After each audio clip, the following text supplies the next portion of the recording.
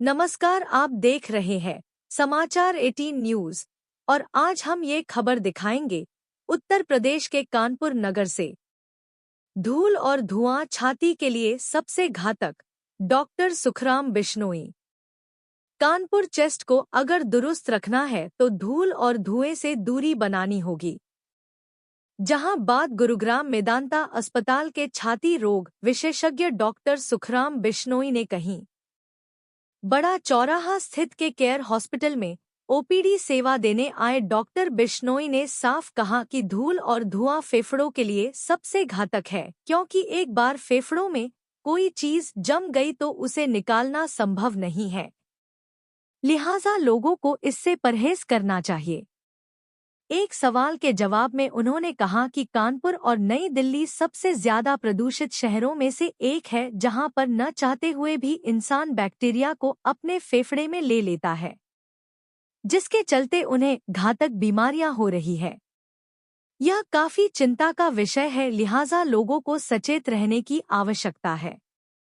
इस मौके पर अस्पताल के डॉक्टर मयंक भार्गव ने बताया कि डॉ बिश्नोई की ओपीडी महीने के दूसरे शनिवार को अस्पताल परिसर में दोपहर 11 बजे से 2 बजे तक होगी।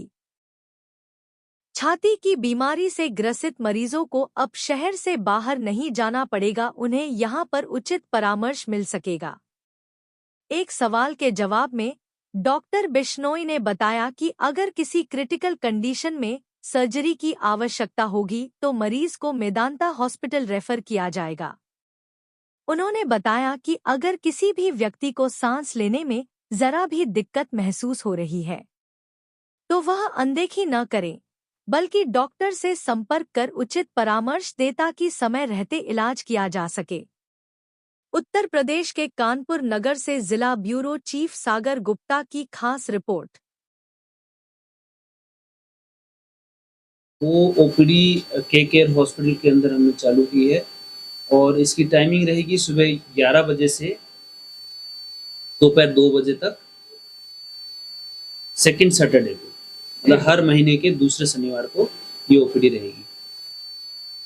तो इस ओपीडी के अंदर जो किन किन बीमारियों के पेशेंट देखेंगे उसमें ये होता है कि छाती के अंदर हार्ट के अलावा बाकी जितनी भी जो बीमारी है उनका जो सर्जिकल कंसल्टेशन है उसको हम ट्रीट करते हैं। जैसे कि किसी का जो सांस की नली है इसके अंदर कोई ट्यूमर है या सांस की नली किसी की रुकावट आ गई है, बंद आ गई है, तो उसका सर्जिकल ट्रीटमेंट हम करते हैं, जिसको ट्रेकियल स्टेनोसिस या ट्रेकियल ट्यूमर हम उसको कहते हैं, वो हम इसके अंदर ट्रीट करते हैं। इसके अलावा जैसे लंग कैंसर के जो पेशेंट होते हैं जिनको सर्जरी की ज़रूरत होती है, वो सर्जरी हम सर्जिकल ट्रीटमेंट जो है वो हम इसको करते हैं। इसके अलावा किसी पेशेंट को छाती में पानी भर गया है, एम्फाइमा हो गया है, या जो क्या कहते हैं जिसको कहते हैं कि पस भर गया है या लंग कोलैप्स हो गया है, तो उसके लिए जो सर्जिकल ट्रीटमेंट होता है उसको वैट्स डिकोर्टिकेशन कहते हैं, उसका इलाज हम करते हैं। या किसी को खांसी में खून आ रहा है, नहीं, यहाँ पे सिर्फ ओपीडी की फैसिलिटी होगी। जो ऑपरेशंस होंगे वो सारे के सारे मेन हॉस्पिटल में होंगे, यहाँ पे नहीं होंगे।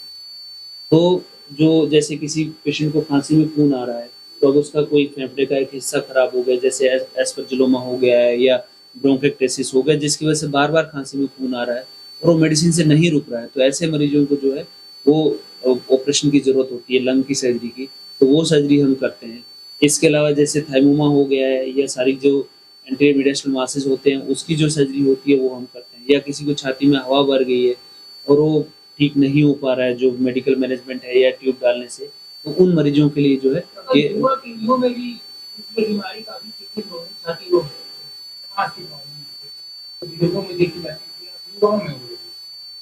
मेन कारण बचाव का तरीका क्या है जनरली तो आदमी किस कम से कम। देखो, अगर हम वैसे देखें तो पिछला जो 15-20 साल है, लोग ये कहते थे कि ये हार्ट की बीमारियों का दशक था या हार्ट का था, तो अब जो अगले 15-20 साल होंगे वो सांस की बीमारियों के होंगे।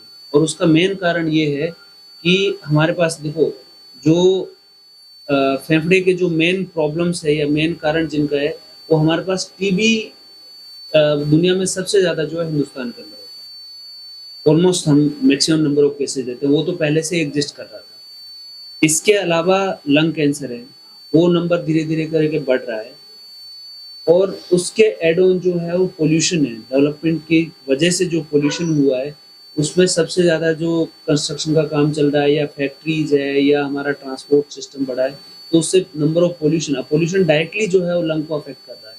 ऐसा नहीं है कि हम जो काम कर रहे हैं उसका वो नहीं करना चाहिए, वो करना है, लेकिन हमें सारे के सारे मेजर्स लेके करना है। और उसके ऊपर ऐड ऑन जो है वो कोविड है। तो कोविड ने पहले भी काफ़ी सारा जो है मैक्सिमम डैमेज जो किया कोविड ने एक बीमारी के रूप में वो लंग को किया था और आगे भी जो ये बीच-बीच में आता रहता है, जाता रहता है। ऐसा नहीं है कि कोविड कंप्लीटली गायब हो जाएगा, वैसा लग नहीं रहा है क्योंकि ये हर 2 साल, 3 साल के बाद किसी न किसी फॉर्मेट के अंदर हमारे पास आता रहेगा। तो इन सारी चारों चीज़ों की वजह से ये जो मेन जो हमारे कंपोनेंट है, ये आगे आने वाले फ्यूचर में ऐसा लगता नहीं है कि ये कम हो पाएँगे। ना हमारा डेवलपमेंट बंद होगा तो इसका मतलब है कि पॉल्यूशन बंद नहीं होगा।